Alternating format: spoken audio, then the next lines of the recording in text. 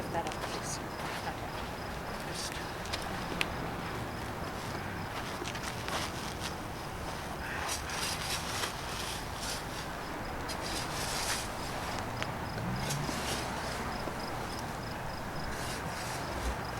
We don't want to get too close to this, Yeah, that's right. or else we know what that's been doing. Yeah. Okay. Yeah.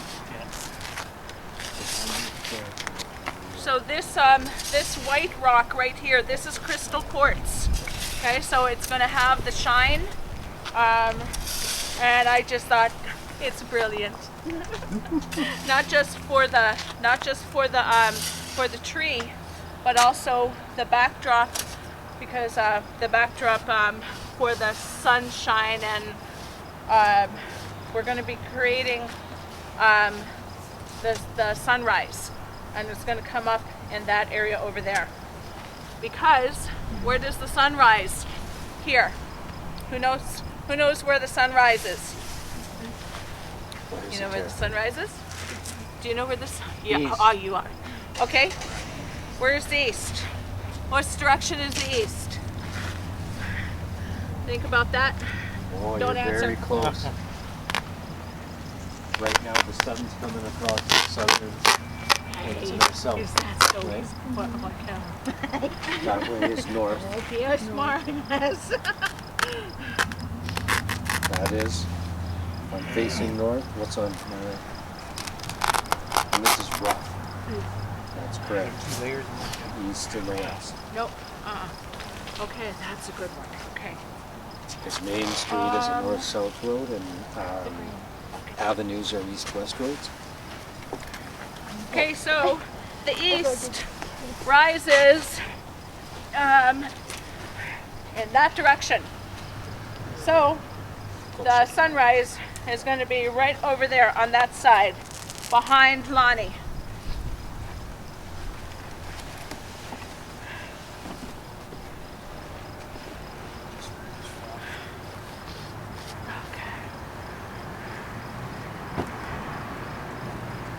So we put the grandfathers in already. The grandfathers are around the hillside, the sloping hill. We did that earlier. I think what we'll like to do is probably get a few more grandfathers. What we'll also do is create like this black. That black is crystal. No, it's granite. And if you look behind us over there, you'll see that light pile. That light pile actually is red granite. So we have that in, I'm not sure where we put that yet. We put that actually, it's throughout, but the reason why it doesn't look like red is because it has a lot of dust on it. So that means when it rains, it's going to wash off that dust, and that red granite is going to shine through. So after that, after we have a couple rains, I'm going to come out here, and then afterwards, I'm also going to take a mister with some mister, as in not a mister boy. I'm going to spray the rocks, and I'm going to spray the whole area so that shine will come through. Okay? So do you think, oh yeah, that's plenty enough. Yeah. Oops. Okay. This one looks like a little milk.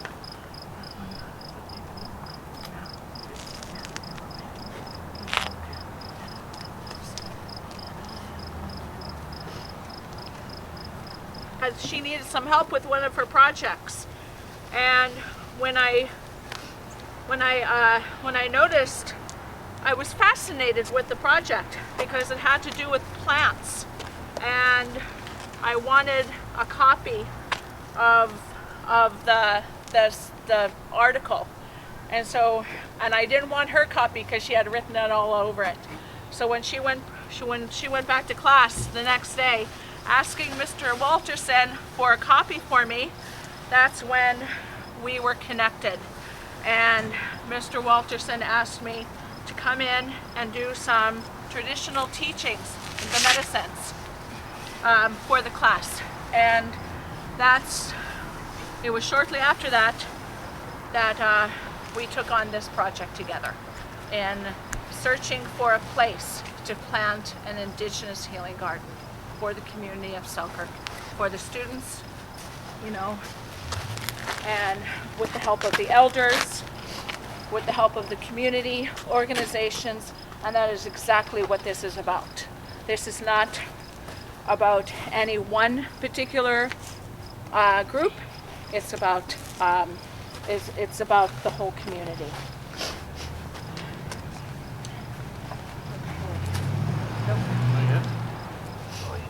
This is going to be a challenging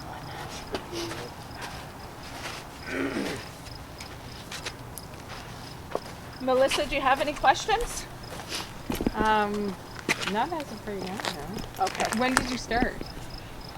When did we start working on this? Yeah. Okay, we started working on this last week. Oh, wow. Progress. Yeah, we had 1 day of work here so far. Okay. So Jeannie, if you can, while you're working away there, can you describe the design of what you're doing in the garden and how it came about? Okay, so I specifically, Mr. Walterson had asked me to do teachings on the 4 sacred medicines. Now, the 4 sacred medicines, of course, the first one being the tobacco. The tobacco is the most sacred. That was our first sacred medicine that we were given, and that tobacco comes before anything else. So what that tobacco does, all the other medicines do this also, but it helps create a balance not just within ourselves, but within Mother Nature. We do that in that teaching is present in many different ways. One of those ways is if we have to say thank you, if we have to ask permission, if we have to acknowledge everything before we take it, that makes us mindful of how much we take. And it makes us mindful of knowing the reason why we're going to take something. We just don't go take plants and pick, when really, what do we need it for? So if I pick medicines for my family, I know I have a limit. There's only so much that my family will use. I'm not going to spend 3 days harvesting when I only need to harvest like maybe about 2 hours. Okay? If I'm going to be out there for 3 days, I know I'm doing it for other community members. Okay? So that makes me mindful. That's what that tobacco is about. That's one of the teachings. So when we started this project, that tobacco teaching was the first. And I asked the students, I said, I have an idea. I said, what we could do is we could create an Indigenous Healing Garden. And I said, if you'd like to do this with me, I said, put your spirit and intentions as you're making these tobacco ties. Put that spirit and intention into the tobacco. Pray to the tobacco. Pray that if it's to be, the opportunity will present itself. And here we are. So the tobacco, this is our original tobacco. This is Kinnikinnick, okay? And today, mainstream society calls this, and they market it as Massachusetts Bayerberry. It's a ground cover, and it's grown all over the region. So even though mainstream doesn't know what this is, we do.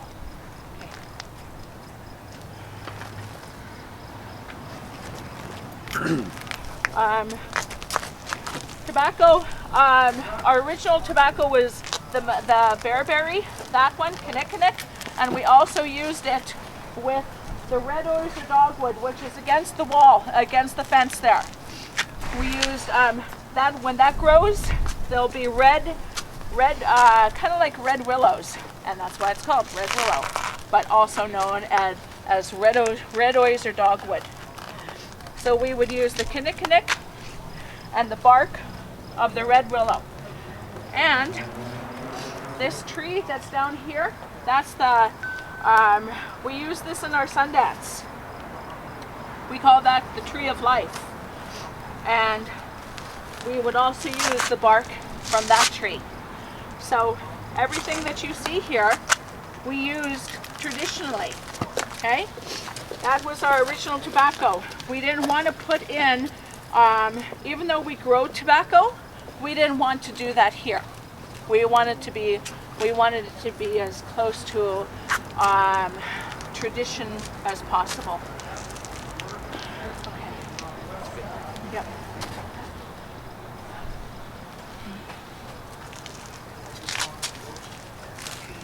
Another medicine we have growing here is the sweetgrass. Sweetgrass is considered the hair of Mother Earth. And doesn't it look like hair? It does. And one of our teachings there is, you know, it can be pushed aside, it can be this and that, but it will continue to grow. That doesn't mean that we abuse it. We always be mindful of our medicines.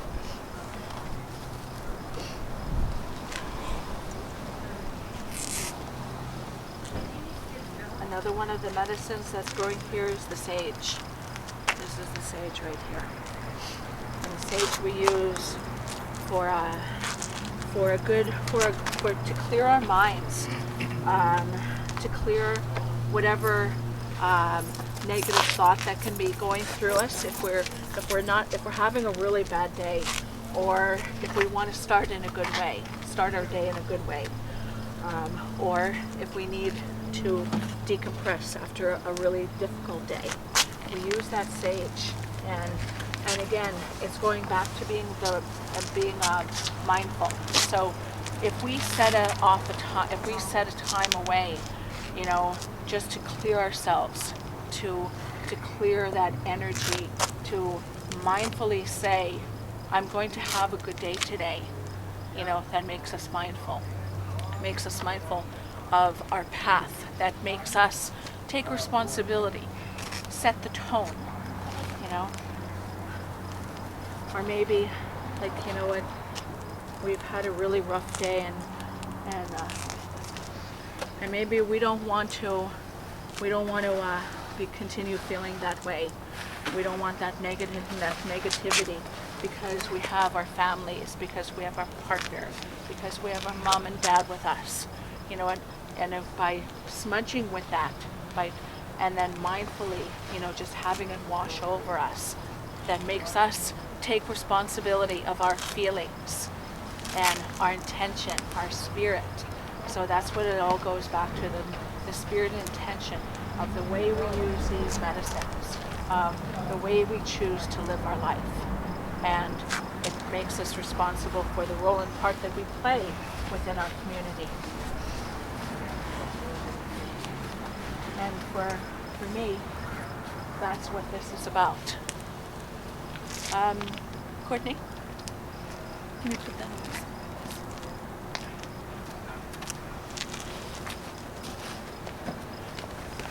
So you we would like to consider this a place, a space where we can come together, you know, where if people need to come here by themselves, yes. If people need to come here with each other, yes. You know, if we need to have a space that's open to the public, for anybody to walk by and to sit and to just gather around, just take a look, you know, and maybe call on the elders, and maybe call on myself or Mr. Walterson, you know, to come here and to explain what was our thoughts when we did this. This is the space that we want to create.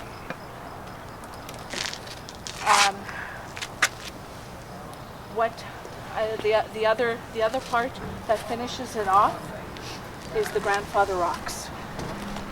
You know, and that's these right here. This whole entire installation, I don't want to call it an installation, you know, it's made up of rocks. So the rocks are sacred. These rocks have spirit. Just as the medicine is alive, the plants are alive. We know that, okay? But what we don't realize sometimes is that the rocks are alive. The rocks started as a little pebble and grew and grew and grew. I don't even know how long I could even imagine it took for these grandfathers to grow to the size that they are. So when I asked the elder, I said, we want this to be surrounded by the grandfather rocks. He said, okay, I'll go out and I'll gather those. So, you know what? He did that ceremony. He did that ceremonial piece. But it also started with that tobacco. Again, I gave him that tobacco and I asked him if he would do this. And so he picked these grandfathers, you know, with the spirit and intention of protecting, of overseeing, of surrounding, like a grandfather does to his grandchildren, and just hugs, you know. And those arms he doesn't walk away, grandfather doesn't walk away. These grandfathers will stay here. So of course, then we have the water. The water is life. Water is life, you know, and we need that. We need that to keep this balance, to maintain that. We need that water within ourselves. We know we need our water to be safe and clean for Mother Nature, and we need this water to keep these sacred plants growing. Center of the sun. What color is the center? When you see that sun, what color is that? Don't look up there for too long. Yellow. Almost. White. There. So it's not going to be, you know, we're going to start, what do you think? About right there? Okay, but hold on. I think we should bring in more crystal quartz. So, does somebody want to help us with that? Okay, we've got 4 shovels. Okay, now what I want to do, I want you to be mindful of these forms, okay? I don't want anybody stepping on those, okay? So what we want to do is we want to kind of build up this area right here between this and the tree limbs, okay? So go ahead, everybody get a shovel who wants to help. Don't take too much on it. Be careful of where you're stepping so you remove this. Judy, can I dump this Sure. in with the Yep. block? Or do we even want to use the wheelbarrow? We don't have to, because where would we really put it? No, we don't want We to. don't need it. Nope. I'll still put this over here. Okay. Remember, don't take too much. Okay. Okay. Are you gonna want it together? Or take a scoop and put it in there? We're just walking like in the center. Yep. Okay, go What ahead. school are you from? We are from Lord Selkirk Regional, actually. Okay. So we're from the high school right here. Okay. Um, Continue. like Jeannie mentioned, we got connected last year through Elvina, her daughter. Not being First Nations, Métis or Inuit. What I tell my First Nations, Métis and Inuit study students is that I have a good knowledge of history, but the cultural side I'm very much lacking. And that's why I enlist good people like Jeannie to come in and support with those teachings. And then fortunately we hit it off and our relationship kind of blossomed into this project, and the students were willing to write letters to the federal, provincial and city governments to ask for support for something like this to happen. We were granted a space, and the city obliged with a really good sized space in this garden. We're really appreciative of what they provided us, and the relationship with them has developed quite nicely, where they've been extremely supportive in getting plants and getting stuff put together for us. So I know the simple question was like, what school am I from? From the comp. It's But you're a teacher, so that's but I am a teacher. Yeah, so I've been at the comp for 16 years, and the opportunity arose to teach First Nations, Métis and Inuit studies, and it has been a passion of mine in terms of I'm a history teacher as well. So passion of mine has been informing students of the history for Indigenous people, Métis and Inuit and First Nations alike. Keep going. And this was another thing on that road to understanding reconciliation and the relationship between Indigenous and non-Indigenous. And an opportunity where I see students being able to come here, receive teachings, just for understanding. It's not an indoctrination into a spirituality. It's gaining the ideas of respect, empathy, and other things that come with those teachings. So the students that are with me today are all in or have been a part of either First Nations, Métis and Inuit studies or our Indigenous Support Center. Me. Okay, now let's do let's Want to go to the end? Yeah.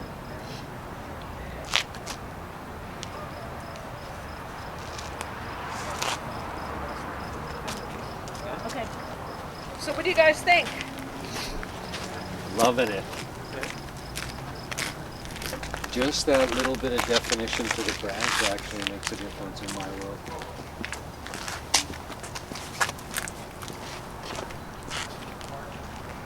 Because I say everything has spirit, and when I start to connect to my own spiritual nature, to my own spiritual identity, when I am continuing to work in this spiritual realm, something begins to happen. I begin dreaming. So, and when what they say, our dream world, that's a whole other spiritual realm. When we're at that when we're at that place and time, when we're doing things in the way that we're supposed to, those messages start coming. And what I can say is that the medicine is starting to communicate with me in my dreams. And I don't even call it, it's not a dream. That communication is happening. And that happens right before I wake up. You know, and it's shimmering. It's communicating with me. And I'm becoming, like we've said, I'm tethered to this. I'm spiritually tethered to this healing garden. And if only other people can experience that, then I know that I've done what I'm supposed to do here. Although that's not my responsibility. I'm just creating the tools. I'm just being a tool to create to help create this area for other people to experience that also. Picnic plants. Okay. So these are the last ones. This is the last of the plants that we're doing. Okay, so one of the things that we'll do right after this is I want all of us to do to offer tobacco, okay? Because that's the one thing, that's the one important thing that we've always done with this wonderful project, is to lead with the tobacco, okay? Throughout the process, I do that myself, but it's important to share that teaching with everybody who's part of this, okay?